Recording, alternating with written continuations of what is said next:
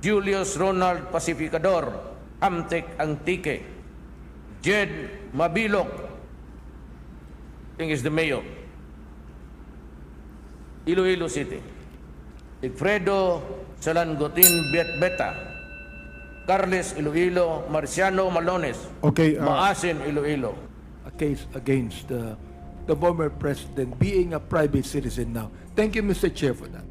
It only concludes that all names in the PDEA na galing doon sa PRRD list is not yet validated. Now question, bakit mas naniwala ka sa tumawag sa iyo na general kaysa assurance na binigay sa iyo ni General Sen.Dela Rosa that time? Kalaban ka sa politika, nasa listahan ka. We should have invited you in our hearing in the Committee on Human Rights a long time ago. But palagay ko wala pa po kayo rito at that time. Yes, Your Honor. But let me ask a very important question to you, Mayor. Are you a religious man? Yes, Your Honor. How religious are you? I go to church every day, Your Honor. I regularly do the things that need to be done by a Christian I follow what our Lord, Your Honor. So you tells us believe? to do. So you believe in God, Mayor? Yes, Your Honor. I believe in Okay. God. Now, you know what the Bible says: "Justice is mine, saith the Lord. I will repay." Do you believe that? Yes, Your Honor. And I would even think that this Quad Committee can be used of God to exact justice to those that are guilty. Am I right? Yes, Your Honor. Now, you said in your speech today that you were included in the Malacanang initiated list. Am I right? Yes, Your Honor. So what do you mean initiated list? Your Honor, I received valid information that in 3 lists, my name did not appear there, Your Honor, and my name only appeared when it came from Malacanang. That PRRD list, I consider, Your Honor, as the Malacanang list. It means in the first 3 lists, your name was not included. Yes, Your Honor. Therefore, when you speak of the Malacanang initiated list, it means that your name is just placed in that list without even investigating if you are ever guilty of that. Yes, Your Honor. As a matter of fact, as what I've said earlier, that till today I don't have any drug-related case that has been filed to me in any court or any office for that matter, Your Honor. Okay, so Mayor, do you believe that it was the former president that actually put you in that initiated list that you're talking about? Yes, Your Honor. I believe that, Your Honor. Where the former president has an axe against you, or perhaps that your name was only given to him to be put on the Malacanang initiated list? Your Honor, I cannot say or things in behalf of the former president, but I could only assume that yes, it could have happened, Your Honor, that it could have been politics that has made the former president put my name in that Malacanang initiated list, Your Honor. Mr. Chair, I'm very much interested. You said that this is politically motivated. Am I right? Yes, Your Honor. Therefore, there should be one in Iloilo that actually advised the president to put you in the Malacanang initiated list. Am I right? Could be, Your Honor. Would you tell us the name of that person that put you in that list? Your Honor, in in politics, there's always a political opposition, and I cannot mention any name, Your Honor, because I might not be sure if that is the name of the person. But if ever it came locally, definitely it came from those who ran against me and lost, Your Honor, or those who were against me politically. Those who run against you, but that were actually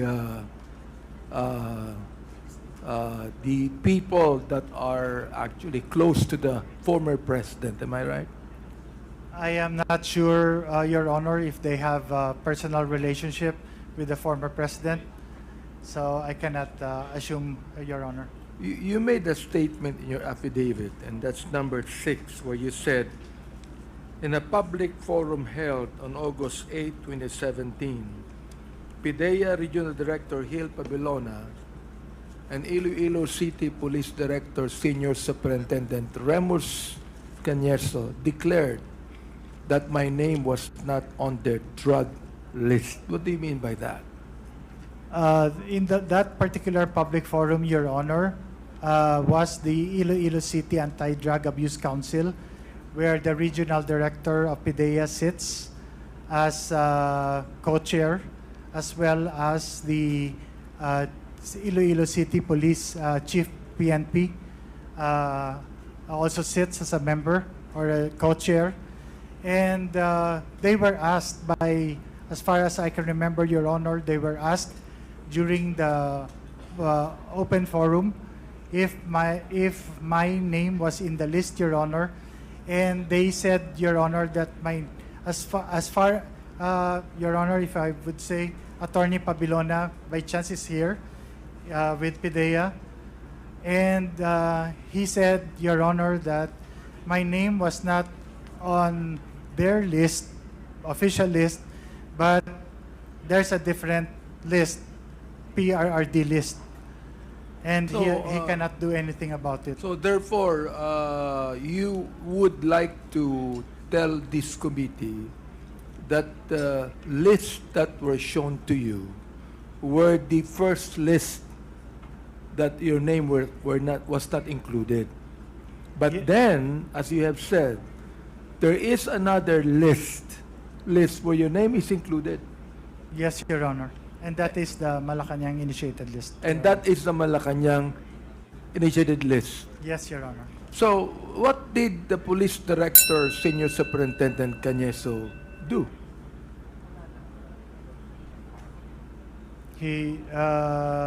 The then city, they were under orders. Oh, sorry, Your Honor. I believe that they were under orders and they cannot do anything. Because as a matter of fact, by chance, Your Honor, the regional director, then regional director, General Gentiles, he gave Iloilo City and myself an award for the 2017 anti-drug illegal campaign. Immediately after, Your Honor, he was relieved. And He was relieved. he was relieved.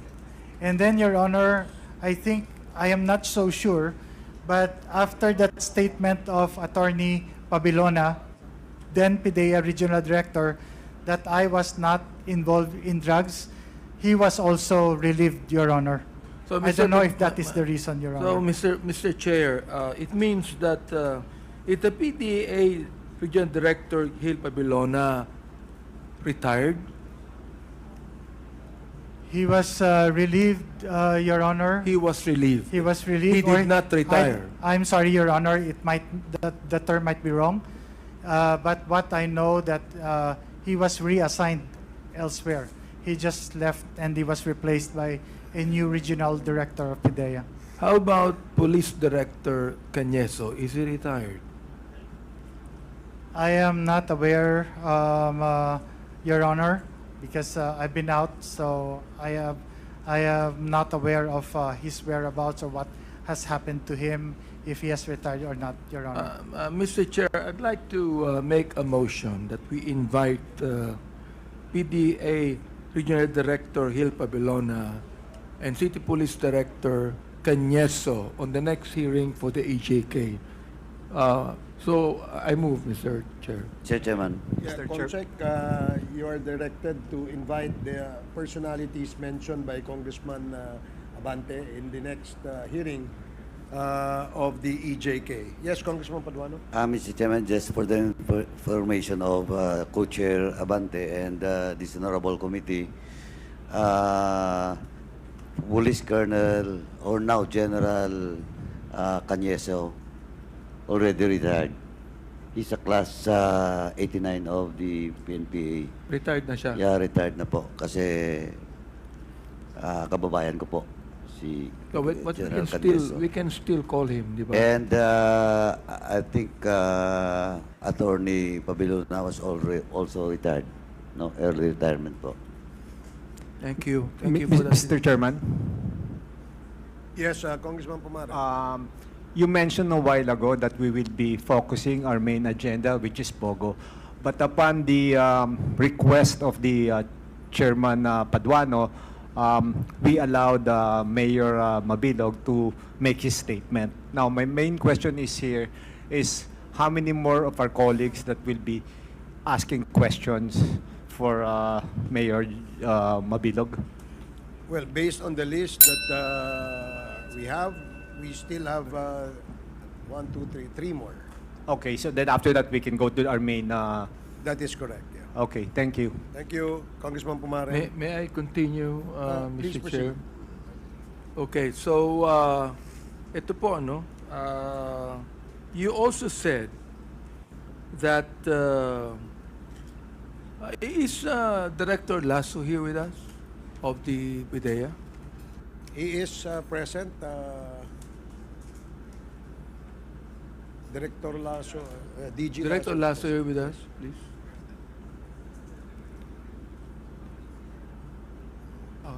Can we call him? I'd like to ask him just one question. No? Anyway, you said in your statement here, number 11, that on August 28, you received an unexpected call from former PNP Regional Director Bernardo Diaz. And this Director Bernardo Diaz invited you so you could be able to meet with the then PNP Chief Ronald De La Rosa. Am I right? For what reason? Yes, Your Honor. The reason, Your Honor, was the information that I got was the then PNP chief was willing to help me clear my name, Your Honor. So it means that the PNP Chief Ronald De La Rosa believed that you are innocent? That is the statement that was given to me by then General Diaz, Your Honor. So it was not PNP Chief Ronald De La Rosa who told you that he believes that you are innocent? Your Honor, in a separate venue, when I was already in Japan, and I called General Diaz, I spoke to General, then Chief, PNP Chief, General De La Rosa, and he told me to come home, that as soon as I come home from my international speaking engagement in Japan, that I go to Camp Crame to see him, because in his words, Mr. Your Honor, he said, if I can say it in his words, quote unquote, Mayor, naawa na ako sa'yo. Tutulungan kita. Inosente ka. That was the statement. Yes, Your Honor. He told you to come home. But he told me to come home. Yes, and then Your there Honor. is another general, but who expressed sympathy to you, and he told you to don't come home. Your Honor, yes, that is true, Your Honor. Immediately after that call with General Bato and General Diaz, I got a call on my Philippine cell and phone, and this was the general who introduced himself, and then he said, I'm just going to talk to you short lang, and then he told me not to come home, Your Honor. Yeah, he told you his voice was scream and said, "Do not return." Yes, Your Honor. But then PNP Chief Dela Rosa told you to return. Yes, Your Honor. So you still believe that PNP Dela Rosa is quite honest in telling you you are innocent when he told you to return, and the other general told you not to return? Your Honor, yes. As a matter of fact, I really did wanted to return. So that because this is my opportunity that then Chief PNP General Bato told me that he's going to help me. And But- Mayor Mabilo, you still have words. So then, Mayor Mabilo, PNP Chief General De La Rosa was not quite honest in his statement. At that time when I was talking to him, Your Honor, I believed in him. But after, Your Honor, I received that call from that general, then I did not believe him anymore. Okay, so we could be able to establish here, Mr. Chair, that the PNP Director General who told him to come home, and later that day or the next day, What do you mean, Your Honor? when another general told you not to return. Immediately about Immediately. 10 minutes or 15 minutes after that call, Your Honor. So ibig sabihin, nalaman kagad nung general na yan na ikaw ay pinapabalik ni Director General De La Rosa, and then all of a sudden he said, "Huwag kang babalik." Yes, Your Honor. Ibig sabihin yan, Mr. Chair, that totoo lang, naiisipin mo, napalagay mo itong si PNP Director General De La Rosa, hindi honest sa kanyang sinabi. I did not believe him, Your Honor, after that call of the other general. So you did not believe him anymore. Yes, Your Honor. Who is that general? Can you tell us who the general is? Your Honor, if you would allow me, if you could do that on executive session, because, Your Honor, I actually, when I first came in, I called I called them to thank them for that call, and then, Your Honor, they said that if I mention their names, then it's their fear of life then that they're going to experience. Is he still active, Mayor? No more, Your Honor. I would like to move, Mr. Chair, that we have an executive session with him later. At the appropriate time, later na lang. I guess we will consider an executive session in order to get that vital information that former Mayor Jed Mabilog would want to share with the Chair. committee. And if I may. perhaps he still have some names to reveal to us. Mr. Chair, what we're trying to do here is really investigate the very people that should really be investigated on this, because we're trying to craft legislation so that these killings would not in any way be done anymore in our country, di ba? Mr. So Chairman, perhaps, if I Mr. may. Chair, Okay. yes, Mr. Chairman, if in the spirit of time, no, if the good former mayor of Iloilo will allow it, maybe, Mr. Chairman, baka hindi na natin masyado ma-accommodate yung executive session to put that name in a piece of paper and submit to this Quadcom. Yes, Your Honor. I In can do confidence that. naman po, Yes, Your Honor. we will be holding it in confidence. I can do that, Thank Your you, Honor. Thank you very much, Mr. Your Chair. Honor. Okay, Mr. thank Chair, you, Congressman Dan Fernandez. siguro Congressman mga Abante, two you have 30 questions na lang. seconds left. Okay.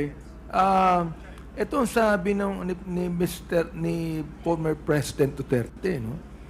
Ang sabi niya, saan na yung pinalatan mo, Mayor? Yun ba yung statement niyo, no? Saan ba si Mayor? Hanapin ko sila, magbalik ka dito. Nagmura, patayin talaga kita. Ibig sabihin talagang itong ating former President, merong galit sa'yo. Totoo po ba yan? Yun, sir, ang lumalabas, sir, dahil I'm wondering kung bakit Talaga. ang former president ay talagang merong matinding galit sa iyo on that. Now let me ask you, Mayor, no? Why don't you file a case against him? Your Honor, first and foremost, as a Christian po, I have forgiven him already. Yes, the thing is, yes. And Your Honor, I will discuss that with my lawyers because I am made to believe that if a person is a president of president, then he is immune to cases. So I don't know, Your Honor. He is now a private citizen, Mr. Mabilog. And the thing is this, I do believe you that as a Christian we ought to forgive. Yes, sir. Yet I still believe that we have laws in this land so that any crime committed should be paid for. Yes, And Your- that is what the law says. Yes, Last Your 10 Honor. seconds, Congressman Abante. So therefore, Mr. Chair, I would like to just resolve this issue now, and I hope that Mayor Mabilog would be convinced in his own heart to file charges against those people that he believed would be because, Mr. Chair, more than 7 years he left the country, and he was emotionally disturbed and very much depressed, Mr. Chair. So I would like to suggest that he should file a case against the former president, being a private citizen now. Thank you, Mr. Chair, for that. Thank you, Congressman Abante. The next to interpolate is Congressman Paduano. You are recognized. Thank you, Chairman. I thought it was Chairman Nakap. But anyway, Mr. Chairman, just to go back to some clarity lang po with regards to the statement or the affidavit But being made. before that, let me acknowledge the presence of Congressman Edward Maceda. Welcome to the committee hearing, and Congressman Ernix Junicio.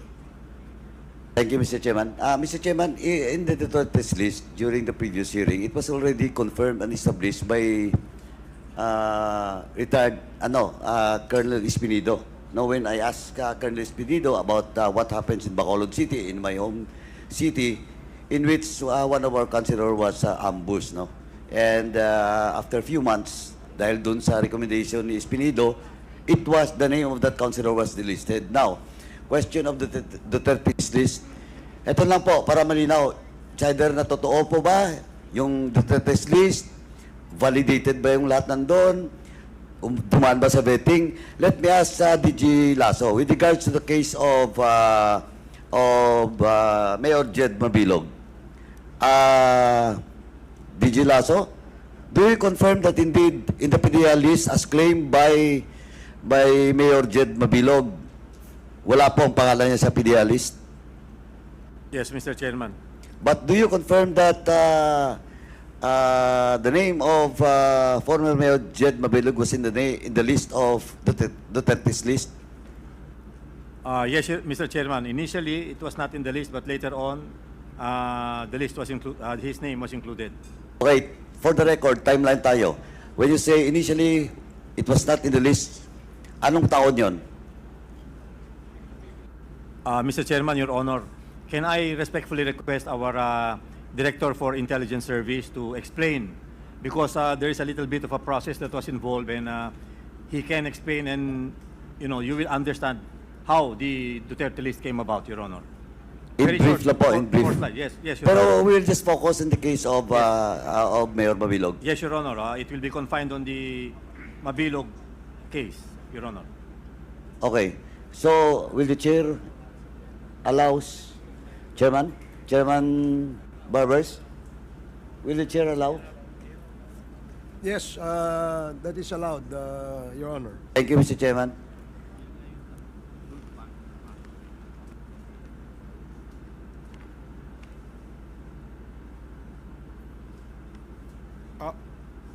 Mr. Please Chair, proceed. Your Honor, sir, I think I have a 2 slides presentation for this, if you would allow.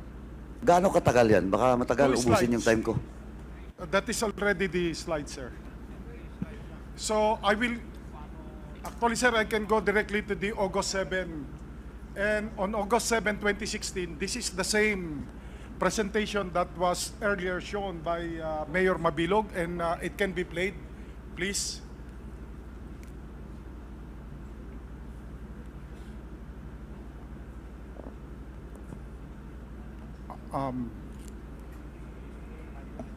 Yes, sir.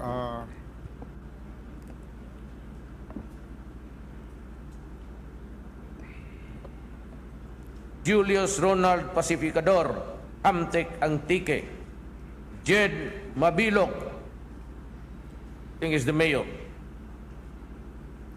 Iloilo City, Fprrd Salangotin Beta, Carles Iloilo, Marciano Malones, Okay, Maasin Iloilo. Sir, this is the first time that the President mentioned the name of Mayor Mabilog, sir. And this was August 7, 2016. If related to the list, sir, the first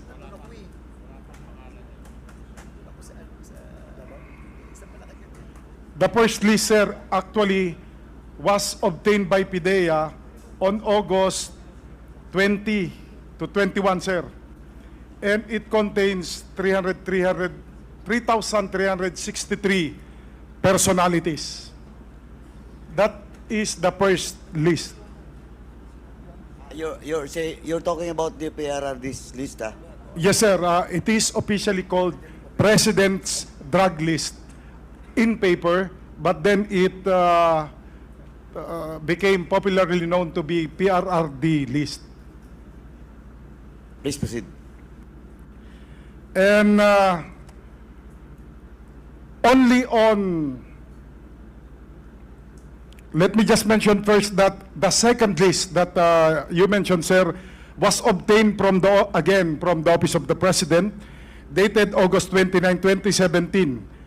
This was merged with the first list, and the number is 6,191.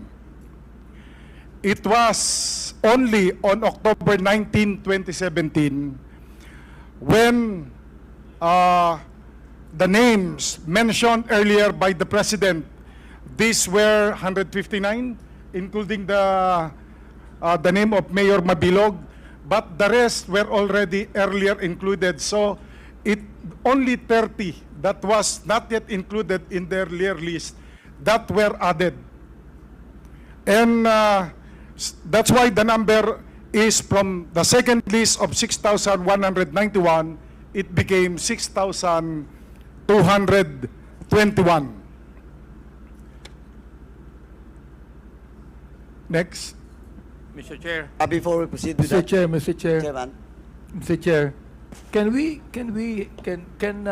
PDEA submit to us this list? Okay, let me again remind the members that the topic for today's committee hearing is on POGOs. And if you would like to discuss and deliberate issues pertaining to drugs and EJK, then we will have to schedule it for the next committee hearing. However, we only allowed PDEA and former Mayor Jed Mabilog to discuss only for briefly the issues related to extrajudicial killings and others. So, if we can just probably ask PDEA to submit to the committee the presentation you just made, so that in the next committee hearing of the Quad Committee, we will include that in the deliberations. So I hope the honorable members are well informed on that particular manifestation by the chair. So Congressman Acop. With the indulgence of the Honorable Paduano, yes, one Chairman. clarificatory question. PDEA, noong in-announce ni former President Duterte yung pangalan ni Mayor Mabilog, wala pa siya sa listahan. None yet, sir. So nung pagka-announce, saka lang nailagay yung pangalan ni Mayor Mabilog. Yes, sir. Tama? Long after. Long after. Yes, Okay. Thank you, Mr. Chair. Thank you, Honorable Paduano. Thank you, Mr. Chairman. Mr. Chairman, can I proceed? Proceed. Thank you. So, yung PDEA, at least na-establish na the name of Mayor Mabilog was not listed in the original list. Yes, sir. Okay. Your Honor. It was only listed to the question of Congressman Acop that after, long after. Kasi 2016, yung statement of the former president, October 2017, Correct, sir. na ilagay. And kasama doon yung mga, sabi mo, kasama doon yung mga additional 30 names. Yes, sir. Okay. So it was already established. Now, going back to, so do you confirm now that Mayor Mabilog name is not listed in the official, vetted, validated list of the PDEA? Let me explain, sir. After that pronouncement, sir, that would automatically trigger the law enforcement to conduct validation, sir. And so there were reports already after that. By 2018, sir, we were receiving reports, although I am not saying that this actually confirms. These are reports, sir, about Mayor Mabilog, not necessarily confirming. But direct na lang po, diretsong pagkatanong, diretsong pagkasagot. Is the name of Mayor Mabilog was officially in the list? Kahit anong taon, in the list of the PDEA? Yes, now, sir. Now, Yes, sir. when was that? Now? After, because we now have Hindi, the... ganito na lang po, para hindi tayo para mabilis. Please submit na lang to this committee. Kasi gusto ko makita yung timeline. Ngayon, established na po na in the first list of PRD's list, wala po. Diba? Then, October 17, saka po, inilagay yung pangalan ni Mayor Mabilog. Yes, sir. And, balikan ko lang po, the statement, again, Mr. Chairman, I will just like to manifest the statement that was confirmed by Colonel Espinido during the previous hearing na lahat po ng pangalan na inilagay doon sa PRD's list, hindi po validated, hindi po duman sa vetting because in the case of former Councilor Kanotan, which was ambushed, and after few months, through the recommendation of Colonel Espinido, tinanggal po, pero na-ambush na po yung councilor namin sa Bacolod City. Yun po ang statement coming from Colonel Espinido because yun po, he has direct knowledge because he is the one that recommends to delist the name of former Councilor Kanotan. Yun po established. Now ngayon, dito kay former Mayor Mabilog, please submit to us those bases and documents that indeed from the PDEA, pinasok po ang pangalan niya. May, Your Honor, sir. Please proceed. Yes, sir, because I have to say yes because there are PRRD release, we have the first, second, and then the consolidated, and then we have the NDIS. In the NDIS, sir, that is where the name now exists. But in the DIS, it is the official document or list from the PDEA. Tama? Yes, sir. Pero ipinasok nyo ang pangalan pero hindi pa validated yon. No, sir, it's Correct, di ba? Yes, sir. Kasi SOP, Standard Operating Procedure, that all the names listed unless delisted by the President during the time is being put to the PDEA and then pinapasok nyo sa NDIS. Yes, sir. And the process of vetting and validation, ipoprocess pa yon, di ba? Tama? Yes, sir. Pag nasa NDIS.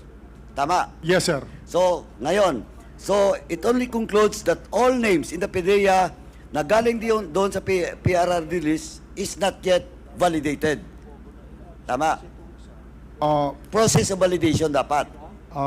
Sir, at some point in 2019, the remedy was approved, so that was validated already.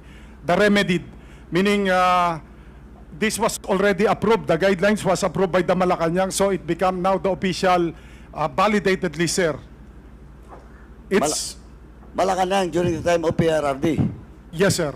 Okay, but now, We have already submitted that this be deactivated because this was created by Malacanang, so we have to also seek their approval, sir. It's Now- been submitted. Now of the DILG. Yes, sir. Chaired by the see, DILG, at least malinaw. Anyway, Mr. Chairman, let me proceed with the next question to Mayor Mabilog. Mayor Mabilog, as you mentioned in your affidavit and that's asked by the members of this committee, sabi mo po, tinawagan ka po, you talk to General Bato. And 10 to 15 minutes after, tumawag po yung isang general na hindi mo po ngayon mapangalanan, but you will name that general during the executive session. Now, question. Bakit mas naniwala ka sa tumawag sa iyo na general kaysa assurance na binigay sa iyo ni General Bato-Dela Rosa at that time? Because any shade of doubt should be considered seriously. At saka alam ko, sir, na alam ng general na yon na pinapabalik ako ng Chief PNP. So I really didn't take the chance no more, Your Honor. Ay, di po. Tanong po, ganito. Kasi, of course, maniwala ka lang kung kilala mo, kung malapit sa iyo, kung you have acquaintances in the past, no? And in your affidavit, you also mentioned about texting your wife, no? Na huwag pumunta sa krame. Is it the same person? No, it's different, sir. Different. Different. So, yung nag-text sa wife ko ay asawa po ng isang PNP colonel.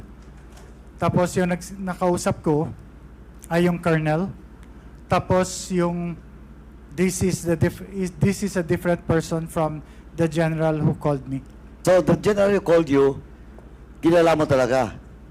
That's why you believe in his warning compared to the assurance given to you by General Bato-Dela Rosa. I believe in the credibility of that general. Okay, who at called me, least sir. it was a service. And the wife of that certain colonel, close ba sila ng wife mo? Magkakilala? May acquaintances? Magkakilala siguro, sir, because but I don't know how close they are. Okay, anyway. Now, you mentioned about if you went to Camp Crame, dalawang pwedeng mangyari. Based on the accounts in your affidavit, anyways, you were told na you will pinpoint a certain former senator and a certain presidential. Can you mention again the name of that senator and that presidential? Your Honor, if you would allow me, I can write their names also. Your Okay. Honor. So you cannot mention now, Mayor? If I ask you, better you answer yes or no. Is it Senator Maroas, former Senator Maroas? Yes, sir. Oh, is it former Senator Drilon, which is your cousin? Yes, sir. Oh, ayun. So, Mr. Chairman, kaya ko tinanong yon kasi from the very start in the statement, affidavit of Mayor Jed Mabilog and these preliminary remarks, it is all about politics. It is all about politics. Kaya, yung Duterte's list, again, from the statement of Colonel Espinido, napakalinaw po na it does not gone through vetting and validation. Pagkalaban ka sa politika, nasa listahan ka. Yun po. Now, and lastly,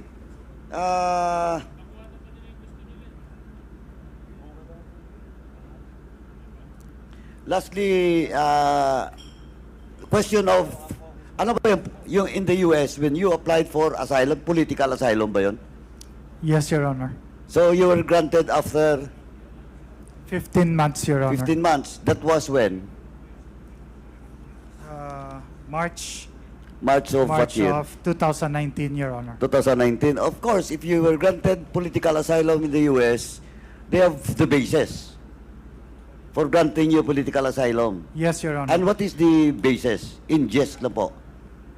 They just gave the approval, Your Honor, that the political asylum has been granted.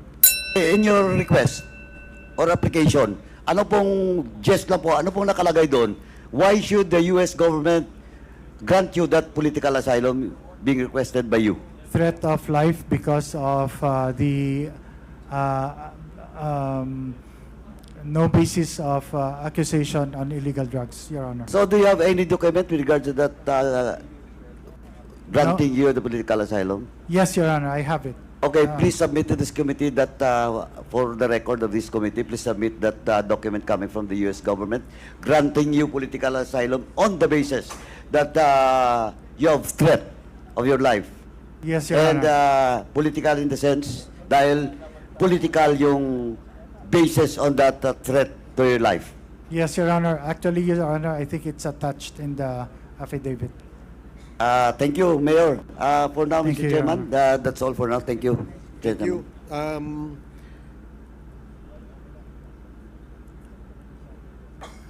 Next is Congressman Richard Gomez, but before that, let me acknowledge the presence of Congresswoman Cutie Del Mar. I'm sorry, it's Congressman Fernandez. It's not Gomez, I'm sorry. Congressman Fernandez, you're recognized. Okay, ano lang, briefly, in the interest of time again, medyo mahaba pa po tayo. Pogo tayo talaga ngayon today. So,